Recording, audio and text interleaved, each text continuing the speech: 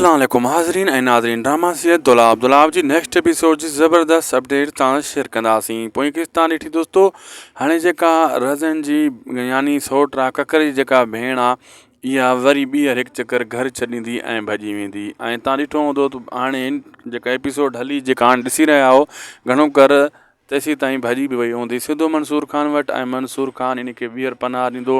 ऐं मंसूर खान त इहो फ़ैसिलो करे छॾियो, मां कूंज खां आसिरो लाहे छॾियो आहे, हू कंहिं ॿिए जी निकाह में आहे, हाणे मां उन सां शादी न कंदुसि ऐं सोचण बि गुनाह आहे। लेकिन कूंज जॾहिं उन वटि वेंदी, मंसूर खान खे पंहिंजा पुराणा वाइदा यादि ॾियारींदी। मंसूर खान मजबूर थी वेंदो, चवंदो ठीकु आहे, अगरि तुंहिंजी तलाक थी वई अली खान खां त मां तोसां शादी कंदुसि, फ़िलहालु तूं वापसि वञ। हू वापसि न वञणु चाहींदी।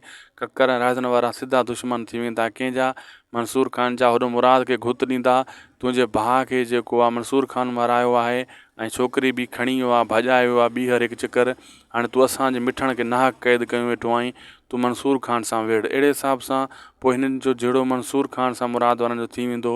ऐं उहे सोचींदा वाक़ई तूं छोकिरी निकाह ॿधी भॼाई आहे। हू हीअ न चवंदा छोकिरी पाण भॼी वई आहे, चवंदा तूं राब्तो कयो हूंदो छोकिरी तॾहिं भॼी आहे।